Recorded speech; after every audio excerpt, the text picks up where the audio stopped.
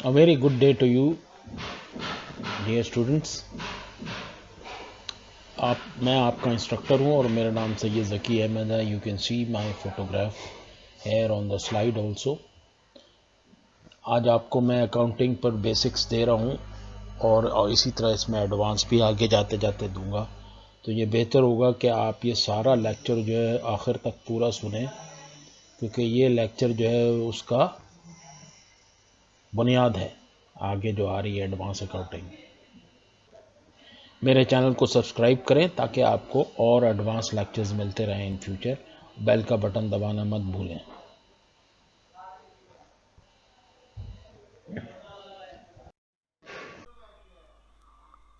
तो व्यूअर्स, आपको हम ये जो लेक्चर है ये भी दिखा रहे हैं फाइनेंशियल अकाउंटिंग के ऊपर. ये फाइनेंशियल अकाउंटिंग का नंबर 2 लेक्चर है और ये आपको अकाउंटिंग इक्वेशन देगा, जर्नल एंट्रीज का कॉन्सेप्ट देगा, इंडिविजुअल अकाउंट्स को कैसे मेंटेन किया जाता है जनरल लेजर में, इसी तरह बेसिक कॉन्सेप्ट्स एंड कन्वेंशन जो पीछे भी दिए गए हैं और इनको थोड़ा सा रिवाइजन भी हो जाएगा. तो कंटिन्यू करिए आगे, इसी तरह आपको पता लग जाएगा.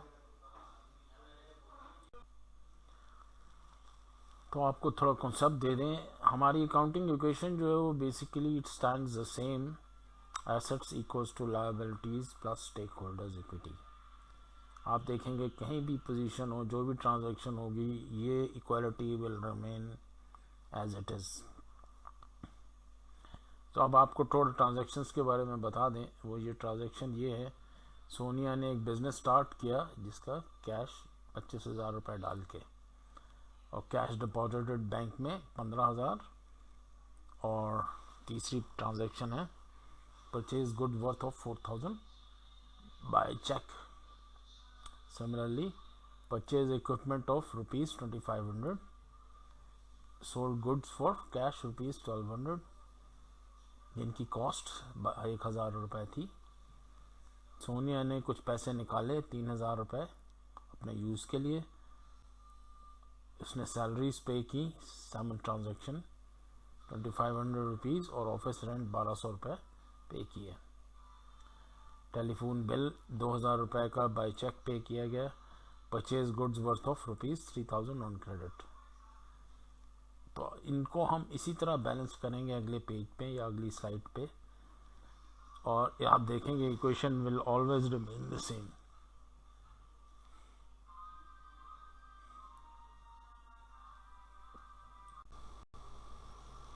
अब देखें, आपको अकाउंटिंग इक्वेशन का पिछली स्लाइड में आपने देखा होगा क्वेश्चन दिया हुआ था. उस क्वेश्चन को ट्रांजैक्शन वाइज सॉल्व किया गया. मुझे लेज़र ले लेने दें ताकि मैं आपको प्रॉपरली बता सकूं. अब आप देखें कि ये 3 एरियाज हैं. आपने देखा होगा इक्वेशन हमारी होल्ड करती है कैपिटल जो है एक तरफ है और कैश और बैंक और लायबिलिटीज़ एक तरफ है. आपने देखा होगा इक्वेशन जो है या तो वो account payable assets equals to liabilities plus capital के नाम से आती है. तो आपके सामने ये सारी की सारी लायबिलिटीज़, एसेट्स और जो चीज़ें आप लेते रहे हैं ये इसका डिटेल आ रही है. आप देखेंगे ये ट्रांजैक्शन इस किस्म की है कि अगर कैपिटल जो है वो होता है तो आपका उसका मुकाबले में इसी तरह ट्रांजैक्शन के अंदर कोई प्लस या माइनस बराबर होता है.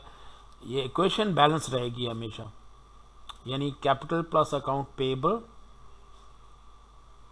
Is equal to assets. ये सारी एसेट्स सब आपकी शामिल है. एसेट्स ये ब्लू एरिया में नज़र आ रही हैं सारी. कैश भी होता है, बैंक भी है, गुड्स, इक्विपमेंट, एसेट, जनरली इसी टाइप. इस क्वेश्चन को संभालने के लिए ये मैंने ये पूरा डाला है इसमें वर्किंग. आप गौर कीजिएगा, ट्रांजैक्शन 1 में आपने देखा कि ओनर ने 25,000 रुपये डाले और 25,000 रुपये कैश जमा हो गया सिस्टम में. फ़िलहाल ये दोनों साइड बराबर हैं, ठीक है. इसी तरह कैश से 15,000 रुपये निकाले और बैंक में डाल दिए 15,000 रुपये. इधर से माइनस हुआ आपके कैश से और इधर प्लस हो गया बैंक में. साइड्स बराबर हैं दोनों साइड्स पे. इसी तरह आपने ये 4,000 रुपये जो थे ये लिए थे बैंक से और उसकी आपने 4,000 रुपये की गुड्स खरीदी। ठीक है। सिमिलरली आपके सामने आपने इक्विपमेंट ख़रीदा 2500 रुपये का, जो आपने बैंक से 2500 रुपये पे किए माइनस हुआ, और 2500 रुपये आपका इक्विपमेंट आ गया। क्वेश्चन फिर बैलेंस्ड है, आप और कीजिएगा तो प्लस माइनस होने के बाद। तो आपने चीज़ें बेची 1000 रुपये की, जिनकी आपने कीमत वसूल की 1200 रुपये, तो आपको 200 रुपये का फ़ायदा हुआ, जो कि कैपिटल में ऐड हो गया मालिक के। इसी तरह आपने कैश निकाला 3000, कुछ आपने विड्रॉ किया कैपिटल में से, 3000 रुपये आपने कैश निकाला। इसी तरह 3000 रुपये आपके कैपिटल में से भी कम हो गए, क्योंकि ये ओनर ने अपने ज़ाती इस्तेमाल के लिए 3000 रुपये निकाले थे। इसी तरह आपने 2500 रुपये की ये क्या दिया था, आपने तनख्वाहें दी हैं। ठीक है जी। इसी तरह ये कैपिटल में से कम हो गया। इसी तरह आपने 1200 रुपये का रेंट पे किया, माइनस हो गया, और कैपिटल में से भी माइनस हो गया। इसी तरह आपने ट्रांजैक्शन 8 देखें, 8 में आपने गौर किया कि 2000 रुपये हो रहे कैपिटल में, ये आपने निकाले और बैंक में से माइनस हो गए। ये भी अपने ओनर ने पैसे निकाले हैं इसमें से, तो ये कैपिटल में से कम हो गए। इसी तरह आपने उधार पर अकाउंट पेबल में डाल दिए, सामान कुछ ख़रीदा उधार पर, या आपने गौर किया 3000 रुपये ये है, इसमें आपने सामान ख़रीदा और 3000 रुपये का उधार कर लिया। ये आप देखें माइनस 3000। ठीक है। जब ये आमने सामने इसके साथ मिल के बराबर आप देखेंगे तो ये दोनों साइड्स एसेट्स जो है वो हमारी इक्वेशन के बराबर होते हैं, कैपिटल प्लस लायबिलिटीज़ मिला के। ठीक है जी। ये हमारा तरीका है सादी इक्वेशन के ऊपर जो फ़र्क पड़ता है आपको बताने के लिए बनाया है ये पूरा। तो आगे भी आपको इंशाल्लाह समझ आ जाएगी इसकी।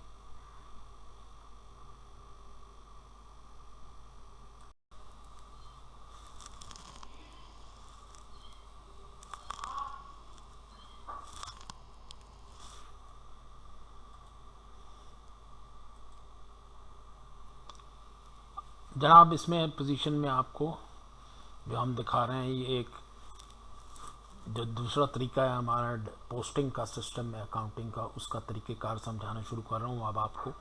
अब बिस्मिल्लाह शुरू करते हैं। इसमें से आपने देखा होगा जो हमारा पहला एंट्री का जो डॉक्यूमेंट होता है वो है जनरल का पेज। नॉर्मली आपके सामने ये जो घूम रहा है लेज़र पॉइंटर, ये बता रहा है ये पेज है इसका जनरल। इसमें आप तारीख ऐड करते हैं, उसके बारे में बताते हैं ट्रांजैक्शन जो की, और उसका रेफरेंस देते हैं, क्रॉस रेफरेंस कि ये किस अकाउंट में जा रहा है। ठीक है जी, किस जगह पे है या किस तारीख पे, वटेवर उसका नंबर वगैरह जो भी है रेफरेंस भी आप दे देते हैं। और डेबिट हो रहा है या क्रेडिट हो रहा है ये आपके सामने बताएगा, इसमें इसी पे लिखा हो। अब यहाँ डेबिट और क्रेडिट का कॉन्सेप्ट थोड़ा सा दिया हुआ है, सादे तरीके से आप कुछ समझ लें। मुख्तलिफ़ चीज़ों के तरीक़ेकार है आगे समझने का। अगर आप गेट करते हैं तो उसको आप डेबिट डाल दें, और गिव करते हैं तो क्रेडिट हो जाते हैं। लेकिन ये चीज़ें for assets, liability, expenses and income हर एक के लिए मुख्तलिफ़ तरीके से इस्तेमाल होती हैं। तो ये जो गिव एंड गेट वाला कॉन्सेप्ट है ये आपका हर चीज़ों के साथ मुख्तलिफ़ तरीके से इस्तेमाल होता है। तो ये दिखाने के लिए ये आपको एक अकाउंट दिखाया जा रहा है सादा सा, जिसमें जिस बंदे का नाम है या अकाउंट है या कंपनी का नाम है या उसका नाम लिखा जाता है, उस पर भी इसी तरह डेबिट और क्रेडिट लिखा जाता है, और ट्रांजैक्शन का नंबर वगैरह रेफरेंस नंबर ये वहाँ से जा रहा है। आप देखिए जगह से इधर डाल दिया जाता है रेफरेंस नंबर। ये अमूमन पेज नंबर होता है कि किस पॉइंट पे किस पेज पे डाली हुई है ये। ये आपको यहाँ से भी आप डालते हैं जनरल में शुरू वाली एंट्री में, और इस रेफरेंस को यहाँ से पिक करके पेज यहाँ डाल देते हैं। ठीक है, अब आपकी समझ आना शुरू हो जाएगा पोस्टिंग कैसे करते हैं। तो ये तो आपका हो गया जनरल का पेज, और उससे आप कैसे ट्रांसफ़र करते हैं अकाउंट पे, ये भी आपके सामने आ गया। ये जो नंबर आ रहा है ये अमूमन लेजर का पेज नंबर होता है, और इसका रेफरेंस आप इधर देते हैं अमूमन रेफरेंस के ऊपर। ठीक है जनाब, मेरे ख्याल में ये आपको लेजर पोस्टिंग का बेसिक आइडिया कंसेप्ट शामिल हो गया, तो ये आपको क्लियर हो जाएगा। तो आइए आपके साथ डिस्कस करते हैं थोड़ा सा हमारे कॉन्सेप्ट्स क्या हैं डेबिट और क्रेडिट के। लेज़र मेरा आ गया साथ ही इसी वक्त।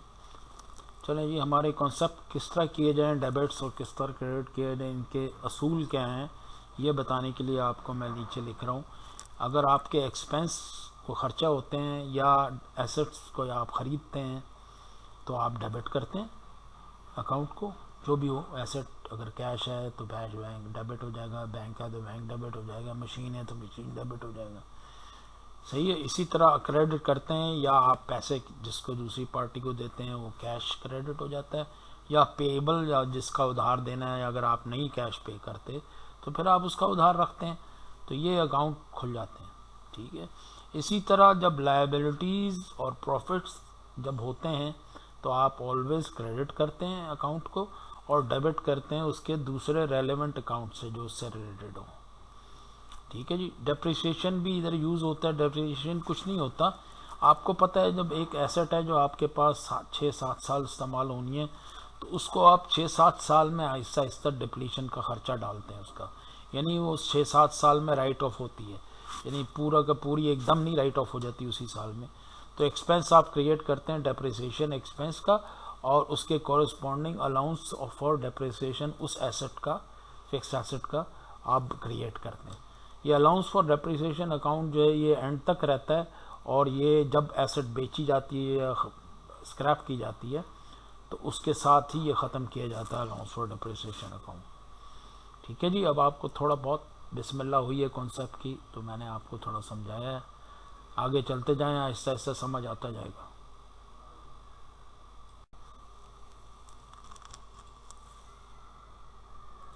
अच्छा, आपको कॉन्सेप्ट दे रहा हूँ मैं, एक जनरल आइडिया कैसे आप एंटर करते हैं। अब आपको एक पता है पॉजिटिव साइन का मकसद है चीज़ ऐड हुई है, माइनस का मतलब है कोई चीज़ सब्ट्रैक्ट हो रही है।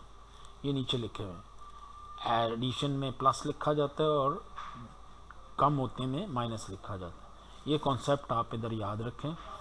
अब मैं आपको पहली चीज़ शुरू करता हूँ। एसेट्स जब भी ऐड होती हैं डेबिट होती हैं, ठीक है, और एसेट्स जब कम होती हैं तो आप माइनस लिखते हैं और इसको क्रेडिट करते हैं।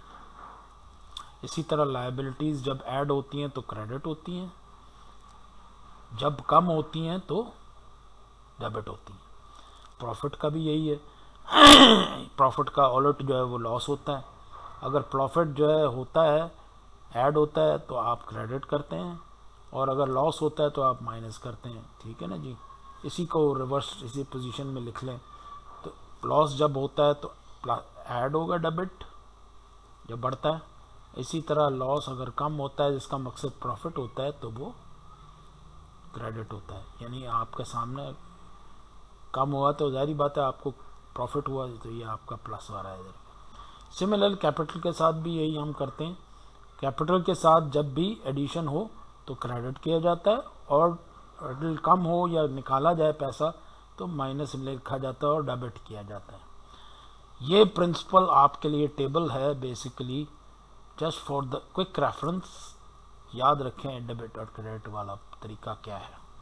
तो ये अगर आप याद रखेंगे तो आपको खुद ही समझ आ जाएगा किस पोजीशन में कैसी एंट्री करनी है। ठीक है जनाब।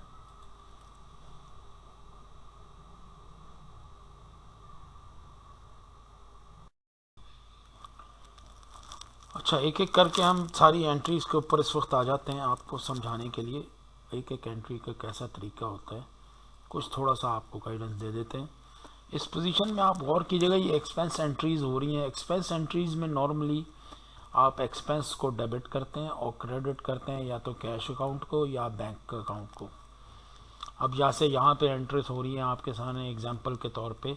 बैंक सर्विस चार्जेस हुए जो बैंक ने चार्ज किए, इंटरेस्ट चार्ज किया कोई बैंक ने, ऑफिस के को चीज़ें ख़रीदी हैं आपने सप्लाई वगैरह, तो वो एक्सपेंस डेबिट हो रहा है। इसी तरह ये बैंक अकाउंट को क्रेडिट हो रहा है। इसको कैश भी कह सकते हैं, अगर आप कैश से ख़रीदें तो कैश अकाउंट क्रेडिट हो जाएगा। ठीक है। इसी तरह एडजस्टमेंट एंट्री होती है, जनरल एंट्री प्रीपेड एक्सपेंस कोई आपने किया हुआ है जो उसको आप प्रीपेड एक्सपेंस जो है उसको डेबिट करते हैं क्योंकि वो आपका एसेट होता है, अभी हुआ नहीं है वो एक्सपेंस। ठीक है जी। और नॉर्मली उसके क्रेडिट कर देते हैं, लेकिन यहाँ पे ये पोजीशन है कि ये एक्सपेंस जब चार्ज होगा तो प्रीपेड एक्सपेंस जो है वो क्रेडिट हो जाएगा और एक्सपेंस अकाउंट को आप डेबिट कर देंगे। प्रीपेड एक्सपेंस जनरली जो लिखा जाता है जो उस वक्त होता है जब एक्सपेंस हुआ नहीं है लेकिन आप उसके पैसे पहले दे देते हैं, तो वो फिर उस वक्त तक एसेट रहता है और उसके बाद वो एसेट के बजाय जब आप उसको वापस एक्सपेंस होता है वो वापस कन्वर्ट करते हैं। ठीक है जी। तो इसी तरह परचेज, इन्वेंट्री, जनरल एंट्री वगैरह की परचेजेस का ये हो रही है आपके सामने।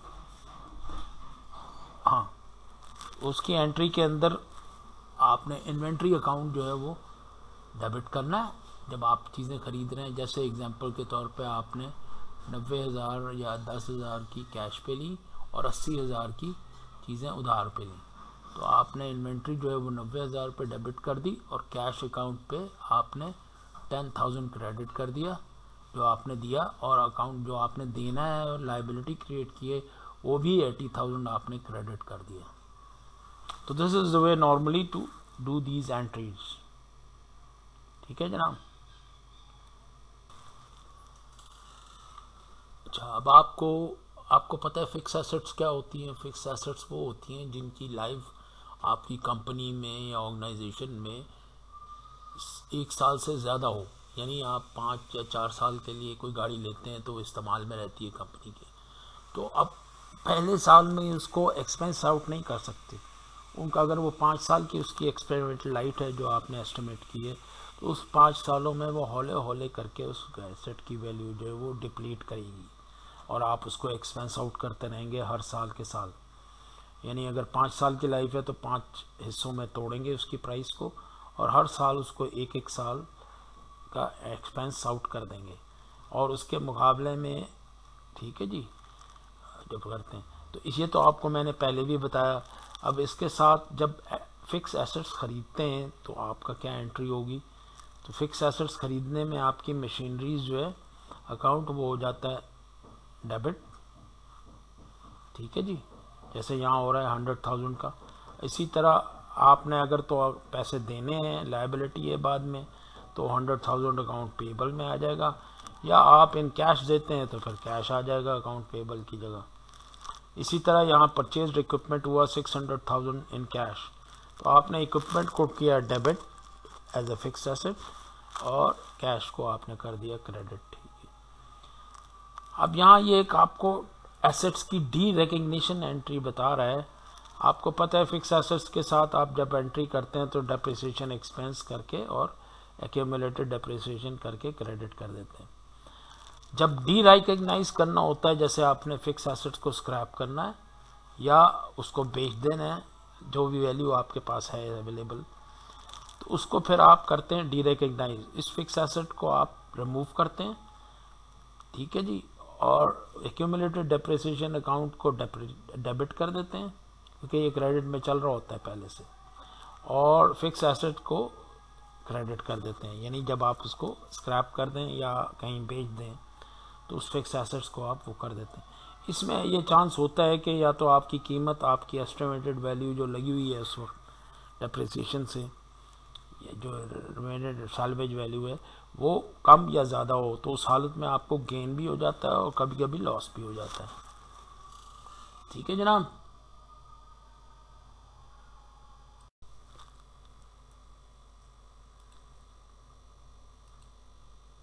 चले फिर अब आपको थोड़ा, जब आपकी बिजनेस डीलिंग्स होती हैं तो आपके उधार भी चलते हैं, तो अमूमन आपके कस्टमर्स भी आपसे कुछ पैसे जो हैं वो उधार पे ले लेते हैं चीज़ें, तो वो उधार आपको फिर वापस करते हैं थोड़े दिन में। तो आपको पता है उसमें से पोजीशन। लेकिन एक चीज़ का याद रखिएगा, जब भी आप कोई चीज़ बेचते हैं उधार पे, तो उसमें से ये चांसेस होते हैं कि कुछ फ़ीसद या 2 या 3% आपके पैसे रिकवर ही ना हो। ये आप थोड़ा एक्सपीरियंस के साथ आपको अंदाज़ा हो जाता है कि अमूमन जो बाकी कितने पैसे जो है वो अमूमन उनको बैड डेट्स कहा जाता है, जो आपके पेबल में से रिकवर नहीं होते पैसे, यानी आपने लेने हैं अपने ग्राहक से और वो दे नहीं सका पैसे, उसको बैड डेट्स कहते हैं। तो आपको इस किस्म की एंट्रीज करने के लिए नॉर्मली जब आप एक कस्टमर आपके पे नहीं कर सकते, उनको नॉर्मली बैड डेट्स कहा जाता है। तो नॉर्मली इनका एक एस्टिमेट रखा जाता है ताकि आपको प्रूडेंस प्रिंसिपल के तहत कि आपको लॉस जो है वो उसमें पहले से ही आपने अपना एडजस्ट करके रखते हैं अंदाजे से। लेकिन अगर वो रिकवर हो जाता तो फिर उसकी दूसरी एंट्रीज होती हैं। इन किस्म के सिनेरियो में जहां आपके कस्टमर इज अनेबल टू पे, उसको आप अमूमन लिखते हैं बैड डेट एक्सपेंस, और फिर इसी तरह उसका क्रेडिट अकाउंट जो है वो अलाउंस फॉर बैड डेट्स में डाल देते हैं। अलाउंस फॉर डाउटफुल अकाउंट्स या बैड डेट्स कहते हैं, उसको क्रेडिट कर देते हैं।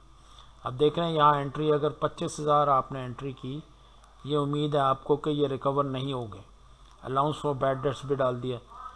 अगर इन केस ऐसे पर जहाँ doubtful accounts are debited, account receivable is credited. ठीक है जी। और ये जब आपको वापस मिल जाए तो फिर उस सूरत में आपको डाउटफुल अकाउंट्स को डेबिट करके वापस अकाउंट रिसीवेबल को क्रेडिट कर देते हैं और फिर कैश के साथ एंट्री कर जाते हैं। ठीक है। इसी तरह general entries for account payable, इसमें एक्सपेंस अकाउंट जो है वो डेबिट होता है जनरल एंट्रीज में, और पेबल अकाउंट इज क्रेडिटेड। ठीक है जी। आपने कोई परचेजेस की, लेट्स से 25,000 की, और अकाउंट्स पेबल को आपने क्रेडिट कर दिया। ठीक है जी। अब जब पेबल अकाउंट के बजाय पैसे रिकवर हो जाते हैं आपको, ठीक है ना जी,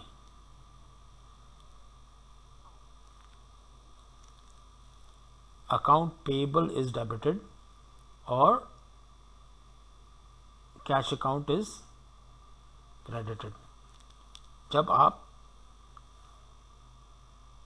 आपने पैसे जो देने हैं पेबल के, ठीक है, जब आप दे देते हैं तो पेबल को डेबिट कर देते हैं और कैश अकाउंट को क्रेडिट कर देते हैं। ये उस सूरत में जब आप के पैसे वगैरह आप दे देते हैं, अदरवाइज आप उसको अकाउंट पेबल में ही रखते हैं अगर आप देने योग्य नहीं है पैसे। ठीक है। तो ये प्रिंसिपल जनरली आप याद रखें अकाउंट पेबल वगैरह का।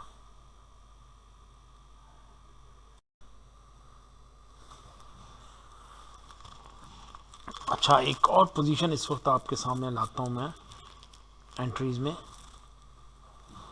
इस एंट्री में याद रखिए, एक कभी कभी आपके साथ होता है कि जैसे 1 या 2 तारीख गुजर गई, आपने पिछले महीने का रेंट नहीं दिया, ये आपको पता है कि रेंट जो है वो आपने देना है इसमें पिछले महीने का, लेकिन अभी तक आपको मालिक का मकान लेने नहीं आया। तो उस हालत में जब आप एंट्री करते हैं तो वो एक्सपेंस तो बिल नहीं हुआ अभी तक, लेकिन हो गया है आपके ऊपर, तो उसको आप लिखते हैं एक्रूड लायबिलिटी, और उसको आप लिखते हैं अमूमन एक्रूड एक्सपेंसेस डेबिट। ठीक है जी। एक्सपेंस अकाउंट को डेबिट कर देंगे और एक्रूड लायबिलिटीज़ के अकाउंट को क्रेडिट कर देंगे, जैसे यहाँ हुआ है। एक्सपेंस का अकाउंट तो आपने कर दिया, ऑल्दो आपके पास वो लेके नहीं आया मालिक मकान बिल वगैरह, लेकिन किराया तो आपने देना है और वो ड्यू हो गया, तो एक्रूड लायबिलिटी के तौर पर उसको लिख लिया जाता है। ठीक है। इसी तरह डिविडेंड, जैसे कंपनीज़ के अंदर डिविडेंड्स डिक्लेयर होते हैं, जो corporate companies share by share चल रही होती हैं, तो डिविडेंड डिक्लेरेशन में भी जब डिविडेंड डिक्लेयर होता है तो जो शेयर होल्डर है उनको वो पैसा जाना होता है, तो वो आप लिखते हैं रिटेन अर्निंग अकाउंट को डेबिट डालते हैं और डिविडेंड पेबल अकाउंट को क्रेडिट कर देते हैं, जैसा यहाँ हुआ है रिटेन अर्निंग 50,000 और डिविडेंड पेबल 50,000। ठीक है जी। अब ये नॉर्मली शेयर होल्डर्स का हिस्सा है जो आपने देना है डिविडेंड्स की हालत में। जब डिविडेंड आप पे कर देते हैं तो डिविडेंड पेबल को डेबिट करते हैं और क्रेडिट करते हैं कैश अकाउंट को जिससे से आप कैश देते हैं। ठीक है जी, ये very simple understanding of this liability and creation and everything. अच्छा जी, दूसरी एंट्री अब आपको सिखा रहा हूँ एक और कॉन्सेप्ट जनरल एंट्रीज का। उसमें आप याद रखें, आप जब भी कंपनीज वगैरह जो हैं वो लोन लेती हैं किसी बैंक से, तो उस लोन को भी रिकॉर्ड करने का एक तरीका है, और वो ये है कि जब भी आप बोरो करते हैं पैसे तो आपके पास पैसे आते हैं और बैंक के नाम जो है वो लोन पेएबल बन जाता है। तो उस जैसे आपकी कंपनी ने 500,000 बोरो किया तो 500,000 आपके पास कैश आ जाएगा, लेकिन उसके मुकाबले में आपने बैंक को वो वापस भी करना है, तो वो आप एज अ लायबिलिटी भी क्रिएट हो जाता है बैंक लोन पेएबल के नाम से। इसी तरह नाउ अब आपके साथ थोड़ी सी सेल्स एंट्रीज में भी आपने गौर किया होगा, बाज़ दफ़ा आप सेल्स पूरी क्रेडिट में करते हैं, तो उस हालत में क्योंकि अभी पैसे आए नहीं हैं तो आपने रिसीव करने हैं इन फ्यूचर, तो आप एंट्री क्या करते हैं, अकाउंट रिसीवेबल डेबिट और सेल्स अकाउंट को क्रेडिट कर देते हैं। अच्छा, अब आपके कैश सेल हो गई अगर आपकी, तो उस हालत में कैश को डेबिट करेंगे, सही है, और सेल्स को क्रेडिट उसी तरह करेंगे। ठीक है,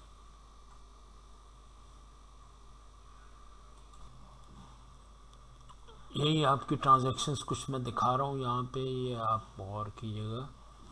ये ट्रांजैक्शंस हुई हैं आपके सामने, जैसे 35,000 वॉज पे इन एडवांस, और ये जनरल एंट्रीज में आप देखें कैसे डल रही है, 35,000 इन एडवांस, और ये आप गौर कीजिएगा प्रीपेड रेंट डेबिट हो रहा है 35,000, और कैश जो है वो क्रेडिट हो रहा है। ठीक है जनाब। इसी तरह दूसरा आपने आया एक और, जिसमें लिखा हुआ है कि $20,000 आपको सर्विसेज के मिले, और ये आप देखें कैश आपको मिला 20,000, credit service revenue.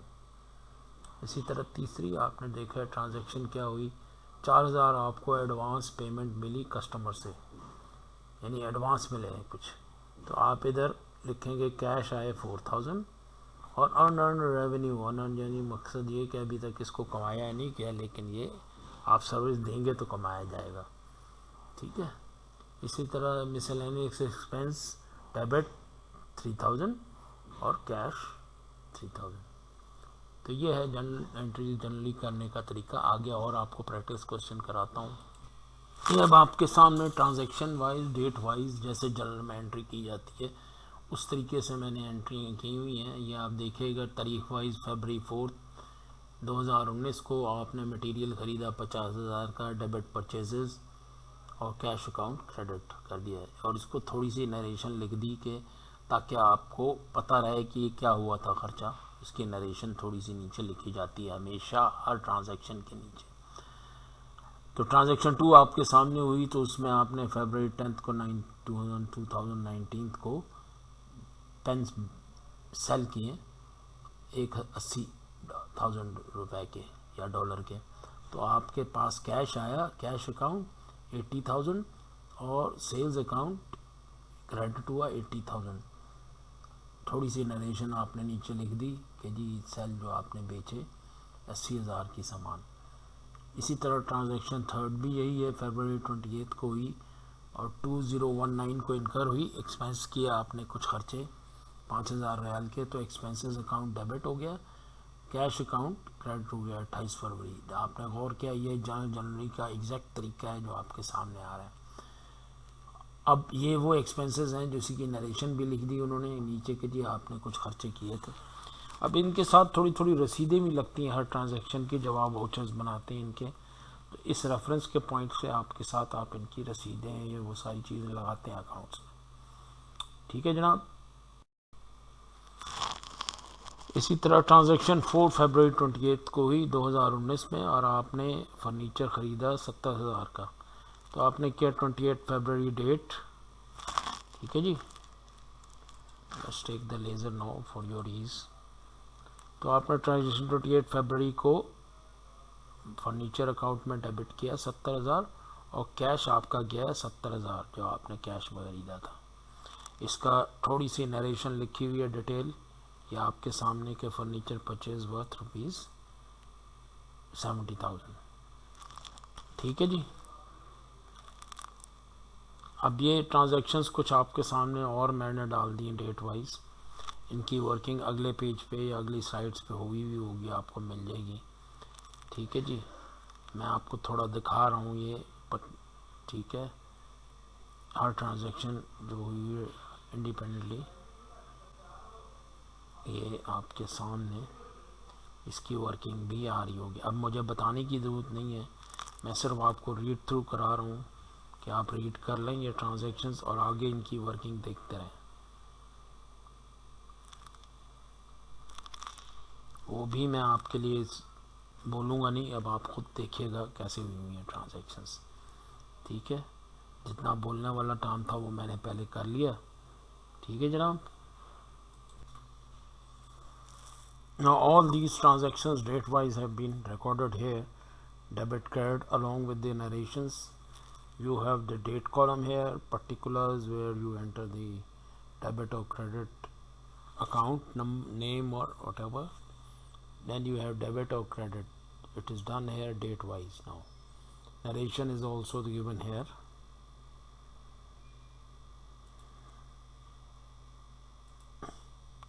See, account name, narration, it is all given here date wise. Now I don't need to speak in each and every transaction, it is self explanatory, खुद समझ आने वाली ट्रांजैक्शन है।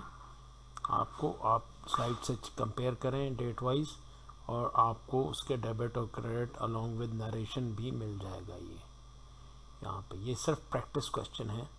I don't need to repeat again and again every transaction, it is already there. If you have any questions regarding the question or anything, you can call me or you can give me a WhatsApp whenever you feel like. My WhatsApp number and my details are given at the end.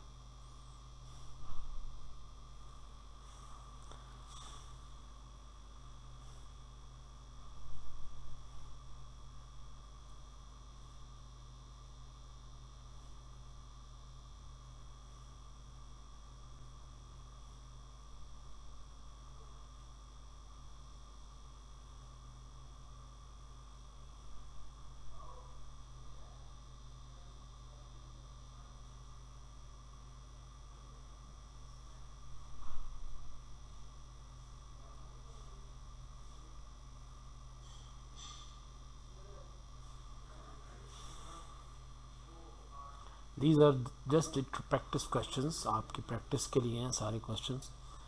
अब इसमें अब मुझे बताने की ज़रूरत नहीं है, मैंने एंट्रीज करने का तरीका प्रिंसिपल आपके इसमें एंटर कर दिया है ऑलरेडी। तो आपने किस तरह करना है ये सारी क्वेश्चंस को, मैंने फिर वही कहा है, अगर आपको समझ नहीं आ रही तो आप मुझे व्हाट्सएप पे मैसेज कर सकते हैं और कॉल कर सकते हैं, जो मैंने आपको नंबर एट दी एंड दिया हुआ है। ठीक है जनाब। So we go to the next slide. ये आपको मैं फिर एक और एग्जांपल दे रहा हूँ एक कंपनी के बारे में जिसका नाम स्मॉल फाइनेंस इंटरनेशनल लिमिटेड है।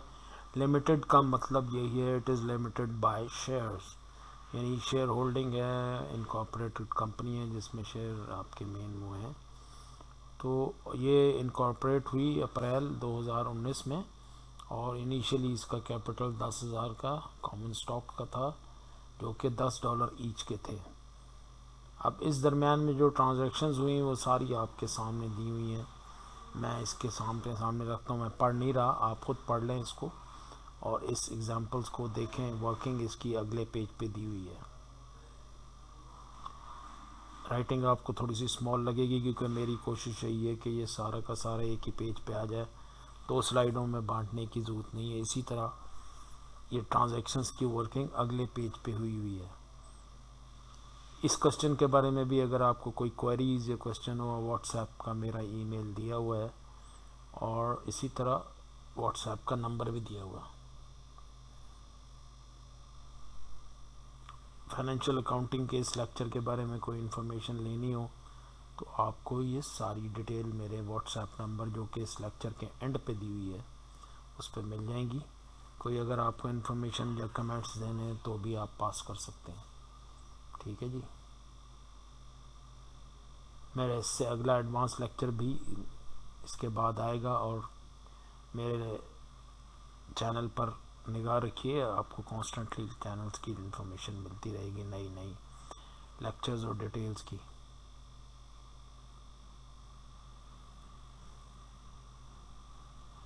आई होप आपको इसमें समझ आ गई होगी काफ़ी हद तक ये जो लिखा हुआ है। बहरहाल मैं चाह रहा हूँ कि आप पूरी तरह गौर से पढ़ लें एक ट्रांजैक्शन और उसके बाद भी proceed to the working. Working में भी मैं आपको बताऊंगा नहीं, डिटेल वर्किंग दी हुई है उसमें उसी तरह हर ट्रांजैक्शन वाइज, तो आपको समझ आ जाएगी। सॉल्व है ये क्वेश्चन, तो आपको इसमें पूछने की ज़रूरत नहीं, ना मेरे बोलने की ज़रूरत है।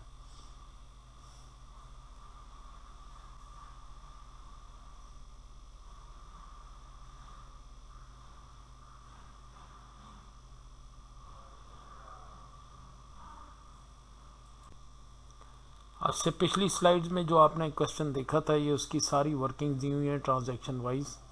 आप गौर करें, इसमें डेबिट क्रेडिट और नरेशन हर एक की दी हुई है। इसमें भी मेरे बोलने की ज़रूरत नहीं, मैं आपको टाइम दे रहा हूँ कि इसको स्टडी करें, तो आई will not speak in the कोई क्वेश्चन क्वेरीज अगेन मेरा चैनल और मेरे व्हाट्सएप का एड्रेस वगैरह दिया हुआ है आपको, आप उससे कांटेक्ट कर सकते हैं मुझसे। You are welcome to ask any questions और any comments you want to give in this regard. मेरे उस पर आपको फाइनेंशियल मैनेजमेंट के भी लेक्चर्स मिल जाएंगे और आपको म्यूज़िक का भी मेरा एक चैनल चल रहा है जिसका नाम है sugar and ice, sugar and spice के नाम से, जिसमें सिर्फ म्यूज़िक वगैरह मैं डालता हूँ। इस चैनल पे आपको जनरल नॉलेज, इंजीनियरिंग और इनके ऊपर सारे टॉपिक्स मिल जाएंगे। जो टॉपिक आप प्लेलिस्ट पसंद करें वो आप देखें। वाइन बेंडर्स 172 के ऊपर you can find money. So working is there. If you have any queries just go and ask me. I will not speak now, just you see this working of the slides because this is a long question. I am giving you time to check it out. इसको गौर से देखें, जितना मैं आपको time दे रहा हूँ उसमें हर transaction solve हुई हुई है।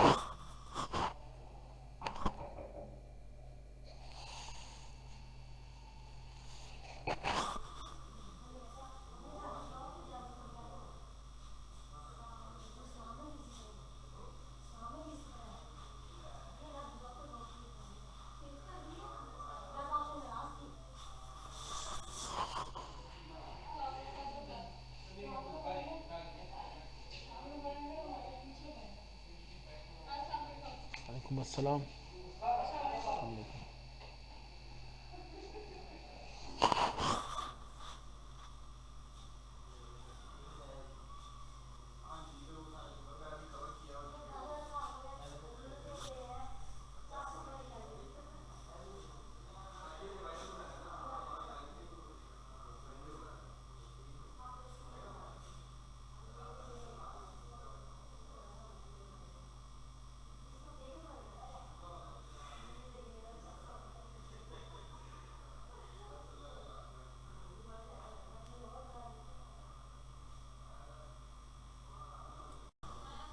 with this I end my lecture number 2.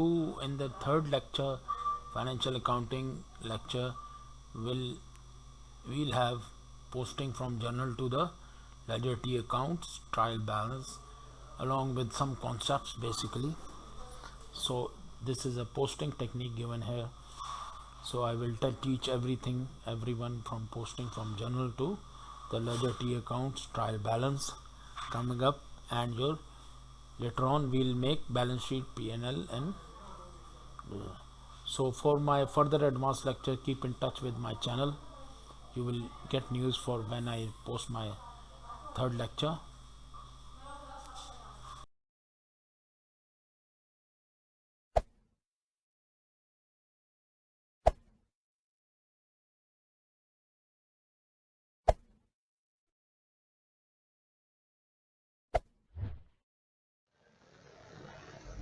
So students, मैं अपना चैनल अभी ये लेक्चर एंड करता हूँ इसके साथ ही, और आपको मेरा चैनल बता रहा हूँ, ये माइंड बेंडर्स 172। इधर आपको ना सिर्फ नॉलेज के बारे में मिलेगा बल्कि सफ़रनामे भी बड़े मिल जाएंगे देखने के लिए।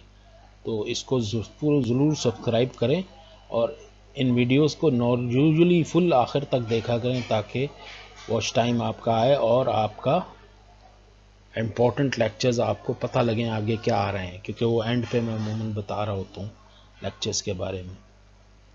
तो ये अगर कोई क्वेरी या कोई मुश्किल है, आपको बात करना चाहते हैं, तो मेरे ईमेल ये मौजूद है, इस पर करें। और उसके अलावा व्हाट्सएप नंबर मेरा ये है, इस पर आप मुझे कांटेक्ट कर सकते हैं, लेकिन कॉल्स को कोशिश करें ना करें क्योंकि मेरे पास भी टाइम नहीं होता ज़्यादातर। Best of luck boss.